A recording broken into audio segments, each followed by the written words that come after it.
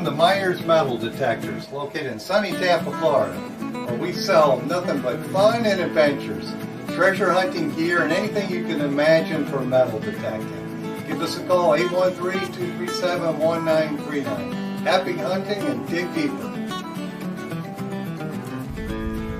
Live from sunny Florida, it's Treasure Talk. Welcome, folks. Welcome, Joe, Big Poppy. Welcome. Hey, what's happening?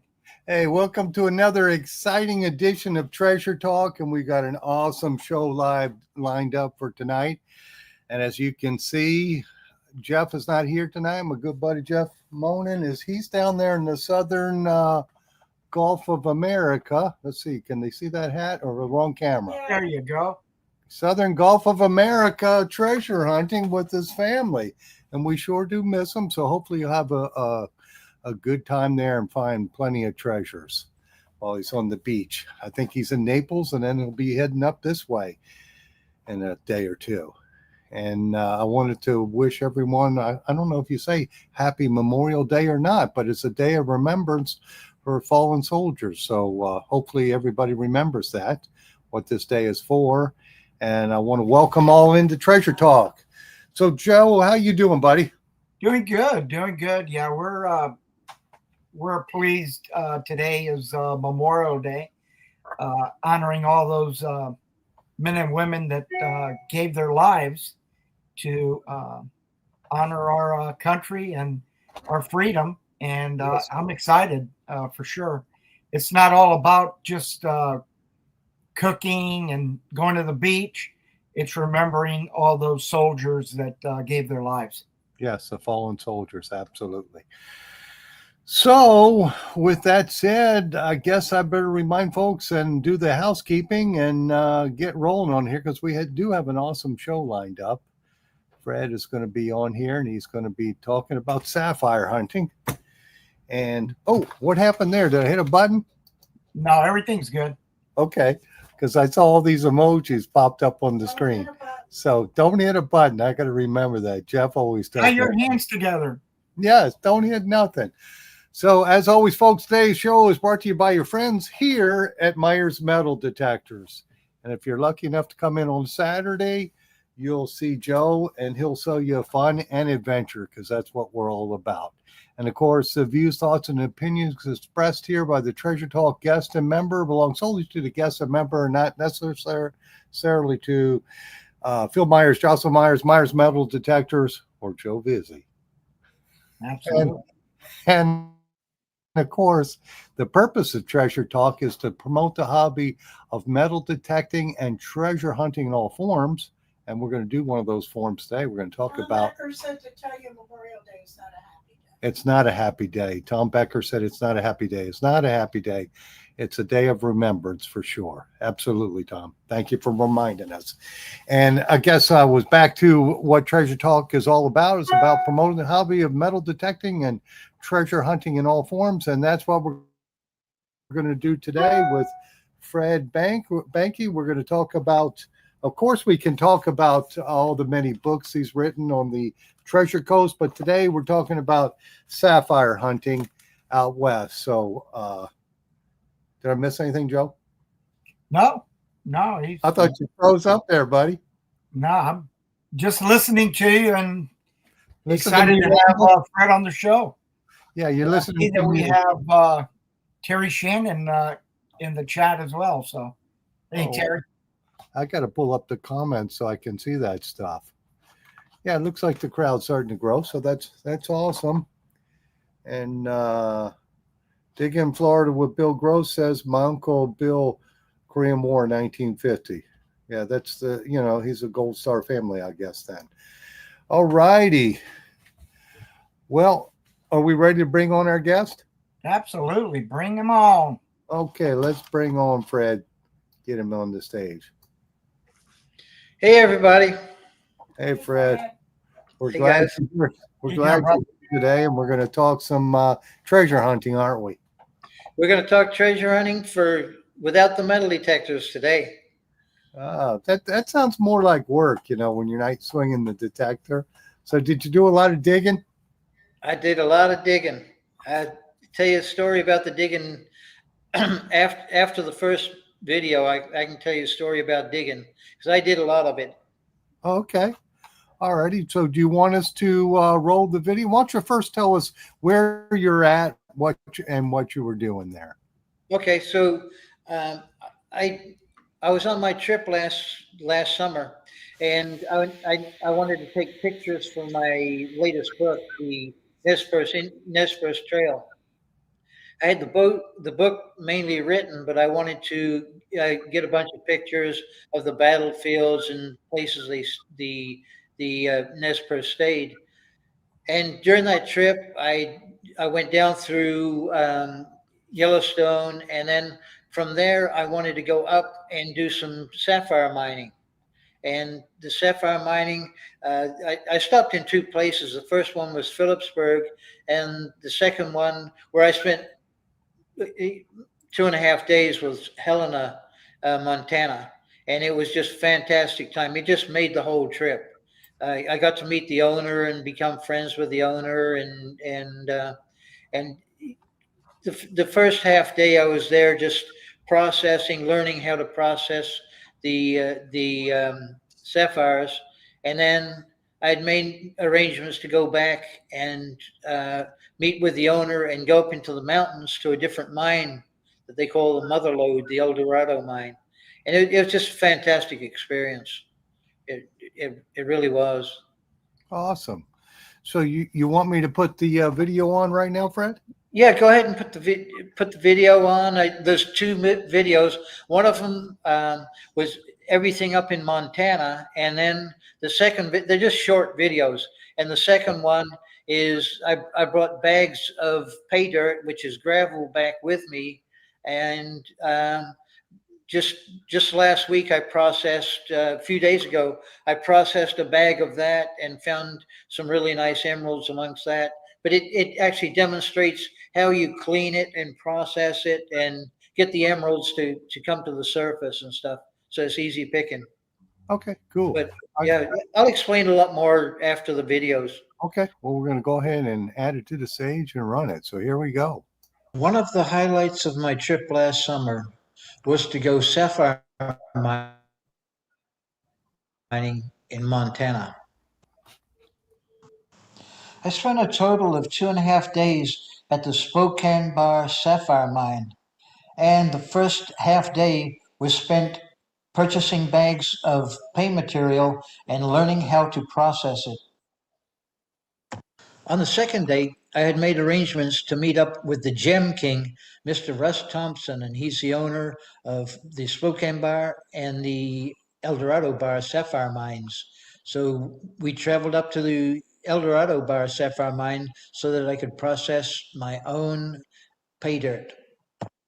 The El Dorado Sapphire Mine is also known as the Mother Lode, and this is where all of the biggest and the best sapphires come from. Here I'm digging my own pay dirt, and you always want to dig from the bottom of the pile. Once the buckets are full, you're going to take them over to the screed machine and use a rocking motion, which is going to force the material through the various screeds, getting it to the correct size. Here you can see the two different size mesh that's used for sorting the correct size gravel and removing the fine dust underneath. You can see that I'm separating some of the large rocks. Once the smaller gravel has passed through the large mesh, the larger rocks are discarded to one side. But you always want to check for gold nuggets because the week before I got there, somebody did find a 1 ounce nugget. So now the large screen can be removed, revealing the correct size gravel for your pay dirt or pay gravel. Once you have the correct size material, the smaller sieve can be removed and the contents poured into buckets to be taken to the truck. You can see the pile of fine material underneath the sieve, and I would love to have the chance to pan that for the gold content that could be in it. While you're processing more material, the Gem King, Mr. Ross, he's bagging your material and getting it into the truck, ready to transport it back to the Spokane Bar mine. Back at the Spokane Bar, you can now process all of the materials that you've collected. The actual processing of the material is done in the 2 bathtubs, and then it is carefully placed on the tabletops where you can pick out the sapphires. This shows the dry material in a special sieve. This is very fine sieve so that any dirt will be washed off of the gravel and into the tank. If the process is done correctly, the sapphires will be in the center of the sieve and on top of the gravel. This shows a close-up of 2 of the sapphires. This shows one of the larger sapphires and a close-up of that one. Tweezers are provided for picking out the smaller sapphires. Russ showed me a neat trick, and it's putting a penny at the edge of the sieve, and after you've processed it correctly, the penny should be on top and in the center of the gravel. This shows of some of my non-gem quality sapphires that I collected. And this shows my gem quality sapphires.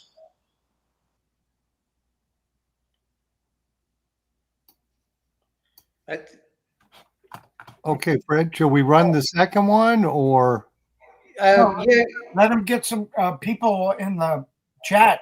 If you have any questions on those, Fred is willing to answer any questions you may have. and I saw a comment from Sam Chuckley. Yeah, I'd really like to pan that fine material, that dust that goes through the sieves, because there's going to be some gold in there. Now, I think you said that someone found a 1 ounce nugget the week before. Yeah, while you're processing the rocks and stuff, you got to look for nuggets in there, because people So my question. people are finding gold nuggets, small ones and stuff, right in that processed material. Now, are they metal detecting it after they're done looking for the sapphires? Well, one of the things they've got a big gold sluice in another area. So Oh, what I'm thinking they do is they just scoop up all that material in piles and run it through the gold sluice afterwards. right. And then that would find it for sure. Yeah, that Okay. would find it for sure. And before I run the next video, Ricky T is asking, what kind of sapphires? Well, there's various different color sapphires, and you can get just about any color sapphire there. Everybody's looking for the really nice blue ones, and one of the things they do to the sapphires is they heat treat them, and then you can get them faceted and cut. But the heat treating brings out the better color, the better color, and it helps get rid of any inclusions and stuff like that that's in the sapphire. Okay. And we got it. Fred, what's the biggest sapphire you found? The biggest one is this one right here. All right, that's cool. So should we run the second video then? We got a question here from Digging Florida with Bill Gross. He's asking, what's the cost of doing something like that, Fred? Okay, so there's 2 things you can do. You can just go there and buy the bags of pay dirt, and they've got different values. Some of them from the Mother Lode, some of them from the Spokane Bar Sapphire Mine. The Mother Lode is the El Dorado, and that's a little bit more expensive. So I mean, you can spend, I think it's like $60 a bag, and it goes up from there. But it's worth it, because with every bag you find sapphires in there, and I saw a couple dig in there, and They got one of the cheaper bags, and they got a beautiful blue sapphire out of one of the cheaper bags, and that came from the Spokane buyer. Okay. All right. So shall we run the other video before we get some more Sapphire mine. questions? Now, that dirt and processing it, digging the dirt and processing and bringing it down. There was four of us up there digging at the same time. So there's this really big guy, and they call him. I can't remember the nickname now, but it's Bigfoot, and he was a big hairy giant guy, and he was digging, and then there was a couple from Arizona there, and the couple from Arizona, they were trying to do everything wrong, and Mr. Russ, the owner, was getting a little bit peeved at them, but I actually dug 8 bags of pay dirt, and I dug 8 bags of pay dirt in the same time that the two people dug 5 bags of pay dirt there. So I look pretty good for an old guy digging. There you go. Should we run that other video? Yeah, let's run the other video. Here we go. I ran out of time processing pay dirt up in Montana, so I brought a bag of pay dirt back with me to Florida, and I couldn't have picked a more beautiful morning to start processing the material. This is my first batch of pay material, and you never want to go more than half full, which is halfway up the side of the sieve. Here I'm demonstrating the washing process, and you're using a seesaw motion in both directions, forming a ridge, and then just slightly shaking it, and the sapphires weigh more than the rocks, and they will go to the bottom. They will sink to the bottom and end up in the center of the sieve.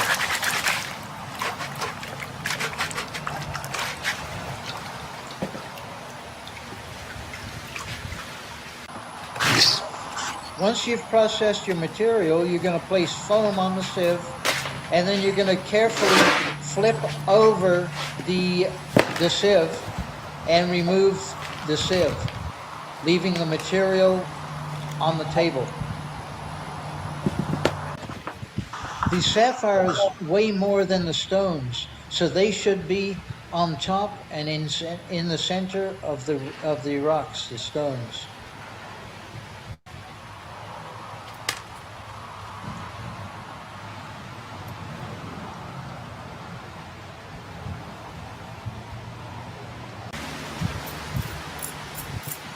Whoa, look at this one here.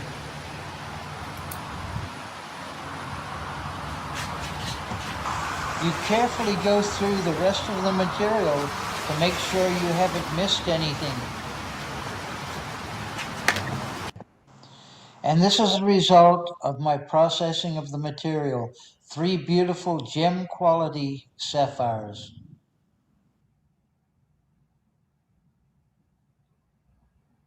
This is the largest sapphire sitting on a dime, just for comparison, and it's a pretty good size sapphire. These are examples of some of the various different color sapphires, and possibly what mine could look like once they've been heat treated and cut and faceted. These are 2 beautiful star sapphires. They were given to me by Russ as a parting gift. Beautiful. I'd like to personally thank the part-time mountain man, full-time gemologist, geologist, paleontologist, Gem King #1, and my new friend, Mr. Russ Thompson, for making this such a fantastic trip and a wonderful experience. If you'd like more information on the Spokane Bar Sapphire Mine, they can be reached at www.sapphiremine.com, or you can call them at 877-BIG-GEMS, or you could just contact me and I can give you their information. So this is Fred Banke. Until my next wonderful adventure, stay safe, people. All righty. That was an awesome video. So I had some questions too, Fred, but Yeah, go ahead. I know they're stacking up in the screen. Jocelyn was just telling me. And I do have my mic on, don't I? Yes, we do. Okay, cool. Why did you want to get you said you wanted to get the bottom of the pile. Why the bottom of the pile? You were digging from the bottom. Well, number one, that's the way Mr. Russ likes it. Oh, But okay. but all the actual sapphires, they're like gold. They weigh more, and they'll run right down to the bottom there. So he told all of us to dig to the bottom, dig from the bottom of the pile, and it stops like a landslide too from coming down and making a mess. Main thing Oh, is it keeps the area clean and stuff. okay. Well, But if they're heavy, that makes a lot of sense. so They're- that's the whole key when you're processing them. That when you put them in that screed and you rock that screed back and forth, it pushes them to the center. Then you rotate it 90 degrees, and you do the same thing. And you're shaking it and flattening it out, and you're almost getting the water to hold up the rocks, allowing the sapphires to sink to the bottom, so that when you flip it over, then the sapphires will be on top. okay. And Fred, how long did you do it there? Were you I all was Yeah, I was there. I was there 2.5 days. okay? So all day long, like 8 hours? Are they Yeah, open? the first day I was only there a few hours, and that's when I just went through the learning process. The second day, I met Russ, and he let us. We took our own vehicles up to the El Dorado Sapphire Mine, which is 23 miles away, but it's all mainly mountain roads getting up there. Oh, So, but it was really neat, a neat place. And there's several sapphire mines up there. And then after that, I stopped and had lunch. After I did my 8 bags, stopped and had lunch. Allowed Russ to get back to the sapphire, the other sapphire mine, and then spent the rest of the afternoon um, processing and just for a few hours. And then the next day I went back, and I still had 1 bag to bring back with me. all righty. Well, it looks like we got a question from Dirt Clod Metal Detecting. Is this a place where anyone can go to mine for sapphires? Which Anybody can go as long as you got enough money in your pocket. and what did you say the day was to do that? Well, you actually pay by the bag of Oh, by the material. back. You pay, Okay. so what you do is you pay by the bag of material. So it's like $60 for a bag, and a bag. What they recommend you do is it takes you an hour or so to go through a bag, maybe a bit longer, because what you do is you wash all of the gravel, you flip it over, you pick out the sapphires, and then you take that gravel and you wash it again. I didn't have time to do that. I only washed my gravel one time and picked out the sapphires, but they always tell you to go back and do it again and get the ones you miss. Now, one of the really neat things that they do there is they have underprivileged children come in, and what they do is they scoop up all of the gravel, because you just tip it off the table, scrape it off the table onto the ground, and then they'll come back and they'll clean all the ground up, every other day or so. And then they save that for the kids. And then they'll actually put sapphires in that. And then they allow the kids to do it for free and everything there. And it's just a great experience for the kids. So I felt good, just scraping it off and giving some to the kids. Okay, cool. Well, Joe, you can jump in there anytime you Yeah, want, buddy. that's a extremely interesting process. Are you planning on making any jewels out of those? I want to do something with them, so I want to get them heat treated or learn how to do it myself, and then to bring out the color. Then I've got to find somebody to do the faceting and make them into gems, Cutting and then them? Yeah, cutting them, and then I'd like to do something with them. Yeah, yeah, they're beautiful. They'll yeah. come out really nice. That's for sure. Now we had somebody who probably didn't see it. They asked a question about your biggest one that you found in there. You got that Yeah. handy? You can show that again. Yeah, sure. Let me get the tweezers here. And as far as spotting them, they look like almost on the screen here. They look kind of like glass. Is that correct? Yeah, they do. So, some of them are a little darker than the others, and because there's different colors there too. So this one would be like a peach or orange color, yellowish color one. That large one I held up there. Okay. It looks clearer now, but once you heat treat it, it brings a color Yeah, uh, exactly. to the Yeah, stone. and it gets rid of any inclusions and stuff like that. That's actually in the in the sapphires. Now, there's a comment on there. If the sapphire weighs more than the rocks, can you use a sluice to find them?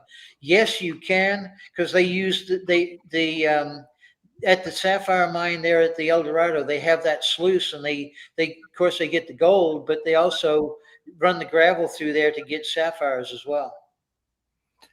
Did they tell you how much gold they get by looking for sapphires? They didn't know, but I'm going gold prospecting this trip. I'm going to sapphire mines again and do some sapphire mining, and I'm going to do some gold prospecting. And they're gonna put me in touch with some good spots to find the gold. And hopefully I'm going to do some metal detecting. And I actually have a dredge, but I won't be able to take that with me. I've got a 3-inch dredge that I've never used that somebody gave me, but I think I'll take that one up to Georgia and try that out. Yeah. Yeah, I think here in Tampa, there's the club is up there. Florida. I gotta pull the card down, but they do that. They go on trips to Georgia. It's the Diggers, Florida Gold Scouts, and they take the dredges and stuff up in Georgia and do that. And Yeah. of course, they'll take their metal detecting gear too. So, that would be fun to do. Absolutely. So you're gonna write a book on the sapphires and gold prospecting too? I might do that too. Yeah, I don't Yes. blame you. Yeah. So Fred, you drive from Sebastian straight to those areas. How long does it take you to drive over there?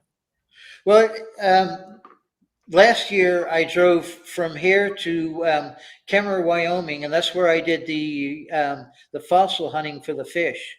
So that Okay. took so that it's that took me 2.5 days, and that's on probably the close to the west side of Wyoming there. So I mean that's 2,300 miles or something. I can't remember now. It, That's far. it was quite a haul. And then from there I went to Joseph, Oregon, and then followed the Nez Perce Trail through Idaho, Yellowstone, up into Montana, and across Montana to Canada. But I did 10,906 miles on that trip last year. And I how long saw a were lot of beautiful countryside too. Beautiful countryside, Yellowstone, everything. Camped out on the Missouri River at one of the Lewis and Clark campsites where they spent where they camped out on the Missouri River. That's cool. so how many weeks were you gone doing that, Fred? I was gone. I was gone 6 weeks because I was taking pictures along the way and everything, but I also do my metal detecting up at Fort Buford in North Dakota, and that's Okay. where Terry Shannon comes over and meets me over there, and we just have a blast metal detecting bullets and all kinds of buttons and different things like that. That's cool. Now, when you were out there doing this, did you have to worry about wildlife? Um, the the one guy came with me, a real good friend of mine, came with me to camp and go up the river because I took a inflatable boat with me, and we're going up the Missouri River to an island to get pictures of this island where the Indians crossed and fought some of the army. But so we camped out along the river, and he was kind of worried about bears there, grizzly bears. Yeah. So So we, it was beautiful driving in there because I saw I saw bald eagles and stuff like that. And it was just gorgeous. And the first picture in the first video was that's where we actually camped by the Missouri River. That's the Missouri River there. But we didn't run into. Worst thing we ever saw was a badger. I mean, that's Okay. nothing. Yeah, Yeah, I watch a lot of videos on YouTube of tourists in Yellowstone almost getting killed by bison. They They do stupid things, get up close to them and try to do selfies. So I'm always worried about it. Animals, and bears would be one that I'd be worried about. Well, there's a saying, stupid should be painful. yeah, exactly. I agree with you. And anybody that goes close to a buffalo, a bison, a wild one like that, you never know what they're going to do. All right, looks like we got another question up here. This was from James Habovic. Fred, do you prefer to hunt the beach or dirt? Depends what I'm looking for. If I'm going after, Indian relics, Indian war relics, and dirt, but I love beach hunting. Yeah. Well, you live in, you're in Sebastian, right? I'm just north of Sebastian, yeah. Okay. So we know you like to beach hunt for sure, for Spanish treasure. Yeah, I live on the intercoastal, and if I cross the intercoastal, it's 2.5 miles across to Bonsteel Park, which is Half Riel Beach. Yeah, that's where I hunted years ago after Hurricane Gene was Bonsteel. That used to be called Chuck Steakhouse Beach, didn't it? Yeah, Chuck Steakhouse. Yeah, Chuck Steakhouse is just north of Bonsteel there, and now it's a turtle center. Oh, okay. Yeah. So, the beach is over there. And of course, I was holding up Fred's book. He's got several other books, but these are two of the most popular ones here in the shop, aren't they, Joe? Yeah, we saw a lot of the real deal. Yeah. It's the real deal. It is. And I like them because it shows the parking areas and pictures of everything. Pictures make the book, Fred. I have to tell you that. They really do. Special colored pictures. Yes, for sure. This is my latest book here, and that's the Nez Perce Trail, and it's all about the Indians going up. I think I've talked about it on the show before about the Indians getting kicked off the reservation and fighting the military for about 5 months and 1,170 miles traveling. And some of them made it up to Canada to join Sitting Bull, but it's a tragic story, but it was so interesting. Yeah, no, Fred, when you were out there at the fort site hunting Indian War artifacts, is that private property where you're at? Okay, so the fort is maybe the actual fort area. It used to be the fort reservation is 1 mile by 1 mile square. Now the original fort was fairly large. So what they've got is the state of North Dakota has a historic site there, which is the fort, and it's only about 40 acres or something like that. So all of the land around is owned by farmers, and we get permission from the farmers to metal detect. There's three farmers that own property around the fort, and out of the three, I've got permission from two of them to metal detect their property. Okay, that's cool. Because I would, here in Florida, you really can't go on public land and look for any Indian artifacts. I was just wondering if you find any Indian artifacts on that property out there, arrowheads, that kind of thing. I haven't found any arrowheads. I find bullets that the Indians, because the Sitting Bull was there attacking the fort and harassing the troops. So he would come in there and we were able to map out where the Indians were from where the soldiers were at the fort. So we know where the Indians were attacking from their cartridges and the bullets that the soldiers were firing, and then we know where the soldiers were from the incoming bullets and all the cartridges they were dropping. And I've got exploded cannonballs down by where the Indians were. I've got primers, friction primers, and a Borman fuse from where they were firing the cannon from. Okay. Well, I guess it makes sense. You're metal detecting, and you're not going to dig an arrowhead metal detecting unless it's an accidental find. Well, they did have metal arrowheads too. Okay. Yeah, All right. I know one guy that did find one. So Oh, yeah, that's interesting. yeah. And what was it shaped like? Was it shaped like an arrow?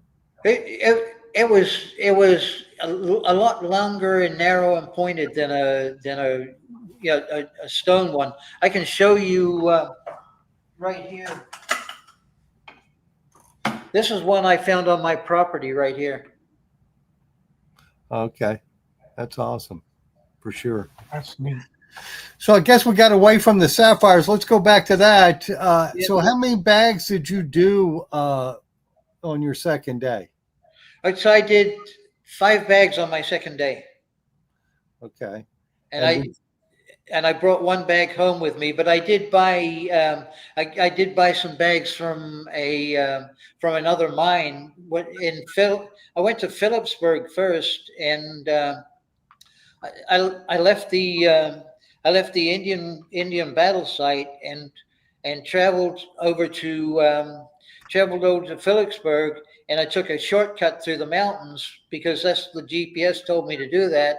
And going to Phillipsburg, there was no road. It was a dirt trail, and I don't have no clue why my GPS on my Jeep told me to take that route, because there was nothing there.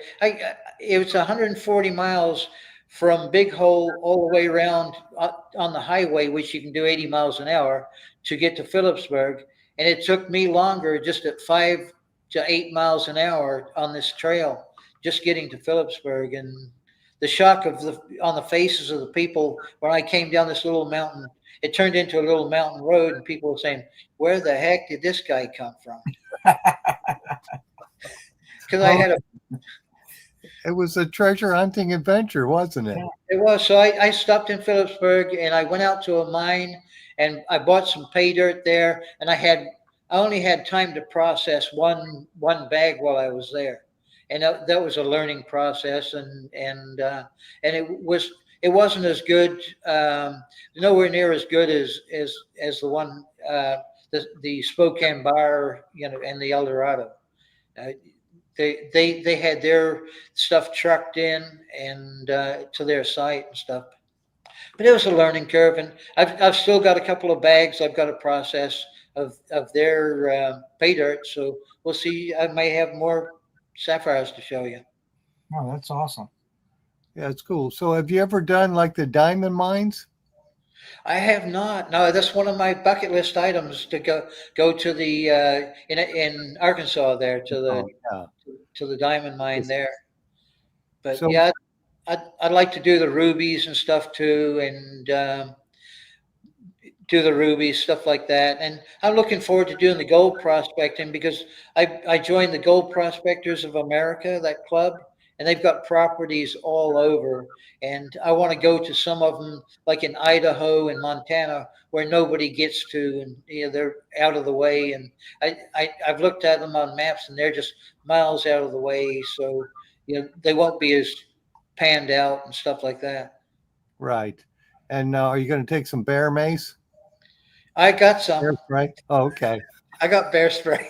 I think I have probably buckets of bear spray. Yeah.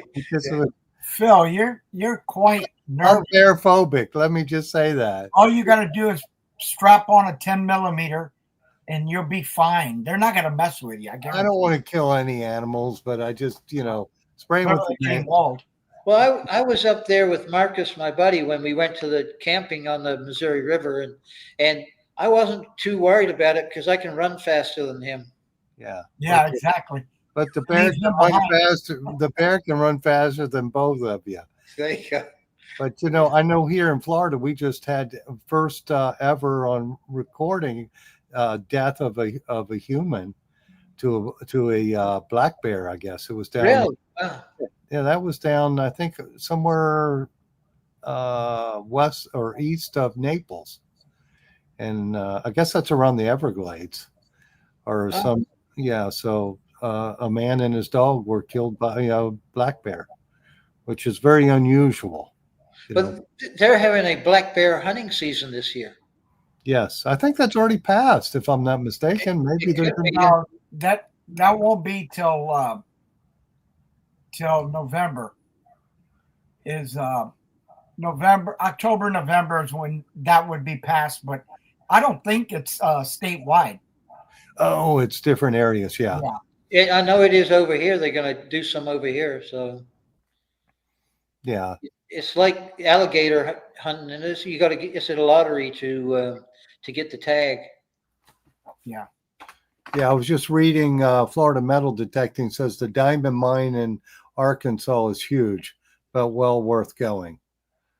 So at the Sapphire mines, Jocelyn just put that up for me. They charge by the bag. Then how many bags you purchase? Yeah. That's And the really cool thing is to go and dig your own. I mean, it's so much more satisfying and better just to go and dig your own, fill your own bags, and fill your buckets, and then Russ puts them in a bag for you. And there's a line on the bucket where you can fill it, but those bags are bigger than the ones they sell. So to me, it's so much better just to go and say, okay, I just didn't process some material. I went and dug my own dirt and did my own mining and stuff. right. And you processed most of it there, but brought some home for you then. Yep, I sure did. Yeah, and your view there, doing where you were doing it at home was very nice too. In the morning view. Oh yeah, that's my dock sitting out there, and Yeah, that's yeah. awesome. See what I posted. It looks like Derek Sherwin says we don't have bears, but we have cows. Cows can be nasty. Well, maybe cow spray. I don't know. There you go. Yeah. We're dressed like one, Phil. Put on your black and white outfit. Yeah, it looked like. So with the sapphires, you're going to get some of them put into jewelry then? Yeah, I will do that. Yeah, yeah. Because I think it would be cool to show the finished product. Because we look at a stone and I guess they're not stones; they're crystals, aren't they? What's a sapphire? What do they call that? It's I made of. think I think it's a stone. Yeah. Yeah, I watch some shows in Australia. They have, or no, that's opals. Opals, they have, yeah. Yeah, that's kind of cool how they're digging for those, but it looked like a lot of work because they're going pretty darn deep. And yours with that, the sapphire mine, you just have to dig it from the bottom of the pile. Then that Yeah, must, yeah. They'll push piles of it.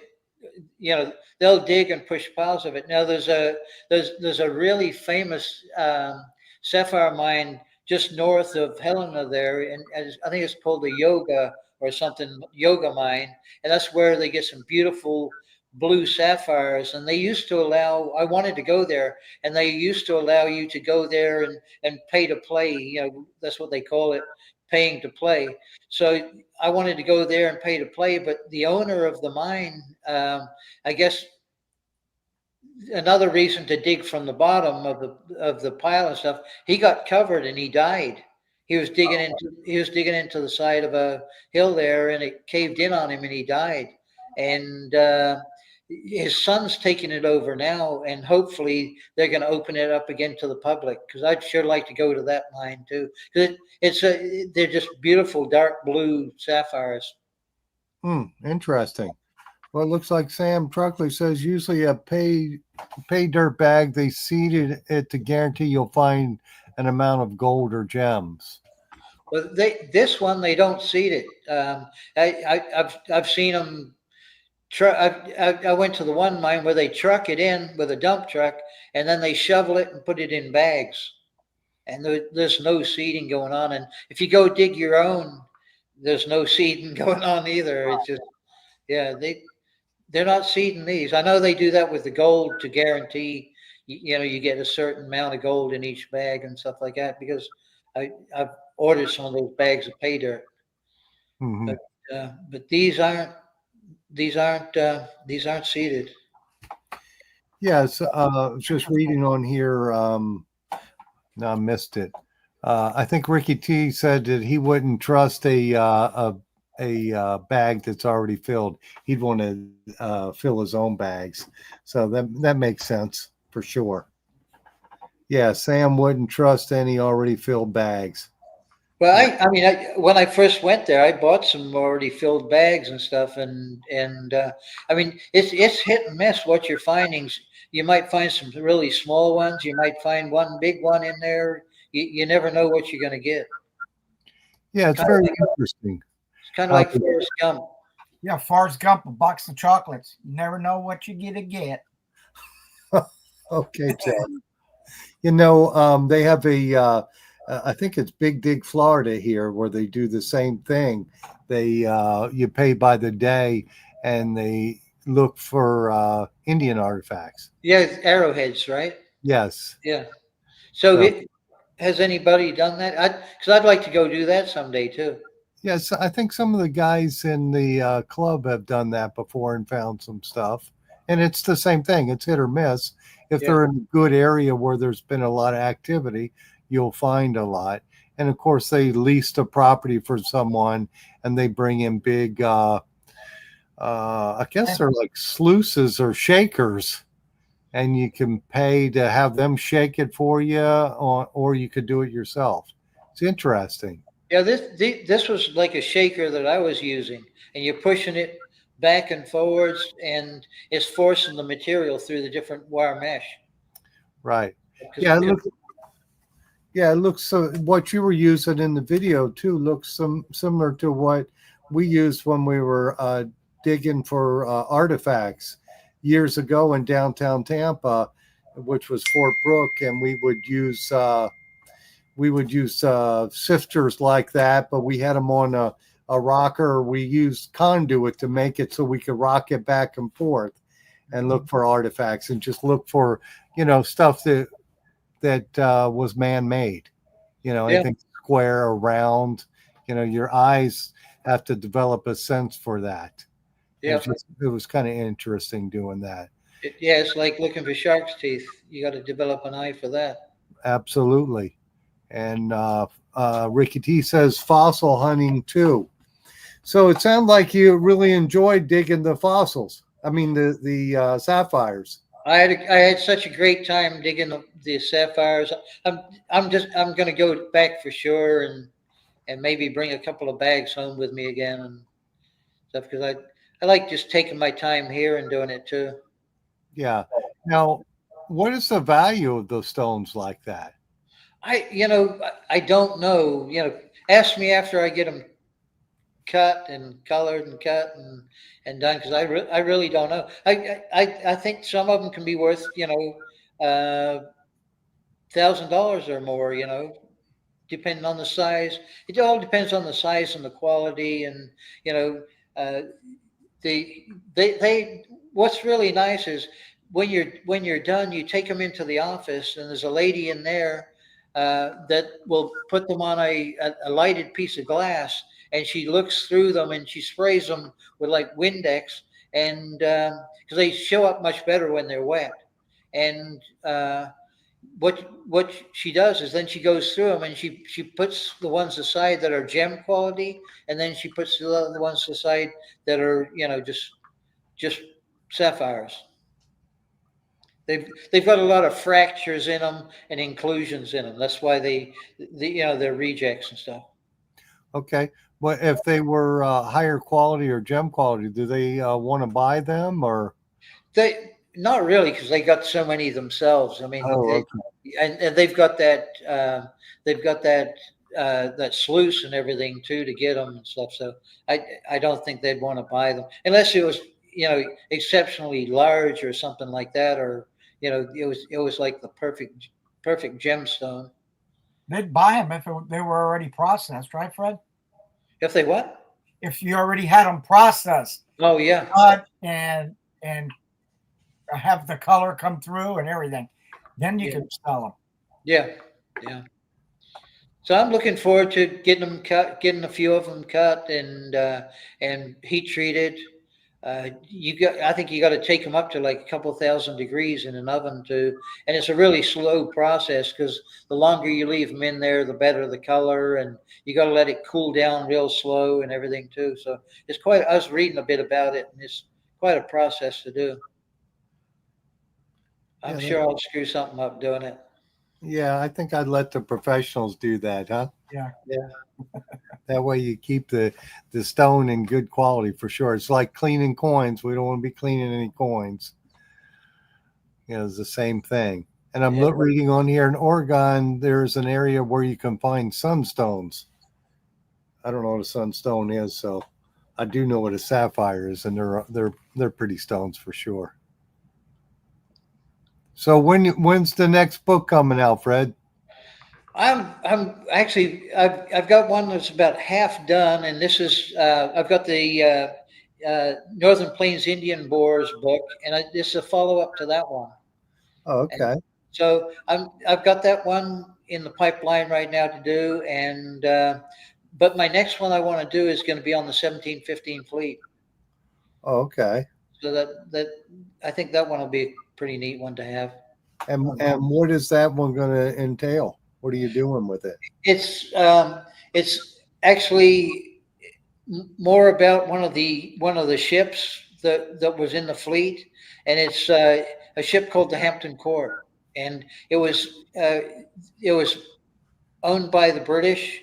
It was captured by the French, and then sold to Spain, and it was used on one of the 1715. It was used as like the flagship for the 1715 fleet. Okay. And in England, they keep excellent records of their ships and how they built them and everything. And I've actually got a book on how they built the sister ship to the Hampton Court, and I can use a lot of that information. So I want to, cover it, how it was built, and where it was sold, and where it wrecked here on the Treasure Coast too. Yeah, I was going to ask you that. Has already been found then?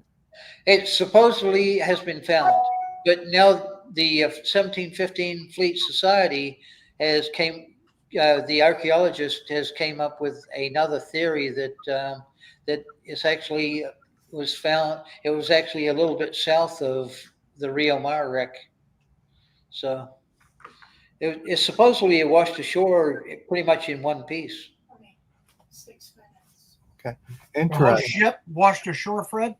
Yeah, the ship was washed ashore. So there's a lot of theories about it and stuff like that, and I'm just going to cover a couple of the theories in my book.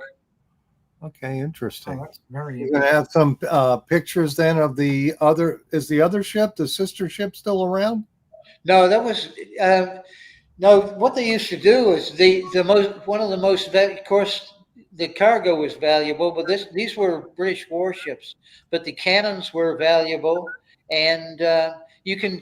And I've actually got pictures in my book, my first book. There's a picture of a cannon from a town called Lyme Regis in Dorset, and that was a cannon from the Lennox, which is a sister ship from the Hampton Court. But what they would do, they would burn the ship and reuse all of the hardware, because the hardware was expensive at the time. It was all ironwork Right. and iron nails and stuff like that. This was after they had the bronze. Interesting. So the whole ship washed ashore theoretically. The whole ship washed ashore, and that's why they haven't found much of it. Yeah. And I can't imagine if a ship came in ashore like that, they'd have fun getting it if it washed ashore, getting it back out. Well, wouldn't it? they wouldn't have got it back out because you're talking, 40, 50-foot waves pushing that thing right up on the beach. So I don't think they would have got that back out because they didn't have anything that would tow it Would- out there or Would anything, tow it out, right, or dig it out. You dig could it do. out or anything like that. So they'd probably dismantle it But it's supposed to be the Rio Mar wreck, but there's a reef where it would have broken up right in front of the Rio Mar golf course there. But they think it was the Sandy Point wreck because there's not a reef there, and it's a big sandy bar going out there, and it could have washed in. And there's a lot of theories going on and stuff. So it's discussion going on right now. Yeah, and it looks like Sam Truckley said that hour went fast. Well, it's not done yet. So if you still have questions, we got a few more minutes here left, I believe. So if you got some questions, get them in the comments and we'll ask them real quick. But yeah, that's interesting on the theories on it. You know, if there's a reef there, could it got blown over the reef without getting it trashing the ship? You know, there's a lot of different things. You see what happens here after a hurricane. You got a boat. Now, boats are a lot smaller than a ship, but boats, you know, half a mile inland or quarter mile inland, you wonder how did that boat get there? Yeah, exactly. Yeah. It's just the nature of wind and water moving stuff. So that's why a lot of times people find stuff, and Jocelyn keeps holding fingers up for me. 3 minutes, 3 minutes. She must be anxious to go get something to eat tonight. But it's funny how stuff can be found on the intercoastal waterway, like where you're at. Yeah. That could have come off of a shipwreck for sure. And Yeah. then There was a shipwreck that came over the came over the barrier island there, just south of the McClarty Museum in an area called Spanish Harbor. okay, well, Jocelyn didn't put this question up, but It's some right there. somebody's asking if I can put it up. What's the ship behind you, Fred? That's the HMS Prince, English galleon. Okay, English galleon. Yeah. How many people would be on one of these ships? Oh, a few hundred, yeah. Hey, This- this is Tim Naylor's question. Yeah, and I see that Tim Naylor asked a question. When is Fred going to be back as a guest speaker at the club? Anytime you want. Oh, that's a good answer, Fred, for sure. We appreciate you coming over to do that. Definitely, you and Terry, when you guys come over, are the talk of the meeting. That's for sure. Yeah. We have fun doing it. Terry and I both love doing it.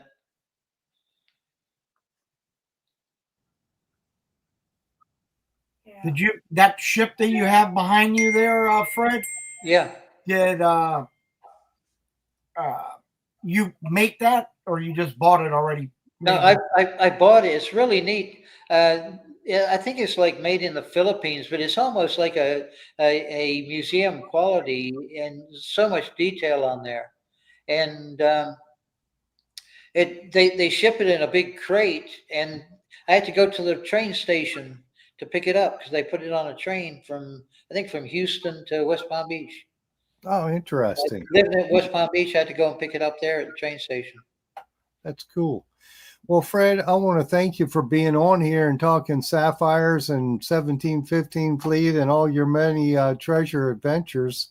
And thanks for coming to the club, too. That was just a reminder, somebody asking that, Tim Naylor.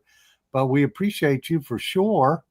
And I wanted to say thank you to Jocelyn, to Joe, and to Fred, and to all of our many members on here tonight for another exciting edition of Treasure Talk. And not to interrupt you, Go Phil, ahead, but Joe. Jeff Monin sent me a text. Fred, he's excited that you're going to be coming over to the beach. And he asked me when you were coming over. I said you were going to leave early on Wednesday. So we'll see all you guys Wednesday for sure. Yep, I'll see you guys at the shop Wednesday, and then we'll drive down there. But thank you, everybody, and hope you got a good education on sapphire mining. Absolutely. We appreciate you, Fred. Thank All you. right. All righty, folks, we'll see you next week. And I believe Jeff will be back next week. So happy hunting and dig deeper. If you have any metal detecting questions, just give me a call at the shop tomorrow. I'll be here tomorrow, Tuesday, Wednesday, Friday, and Saturday for sure. Or come see us. Happy hunting and dig deeper. And if Phil doesn't have it, you don't need it. Yeah. There you go. I'll do a little enthusiasm like Jeff does. Yes, like he does. He gets real excited about it for sure. If you look behind me, you see it's all there. So we've got it in stock. Happy hunting and dig deeper, guys. Thank you, everybody. Thank you. Have a blessed one, everyone. And I think I ended it.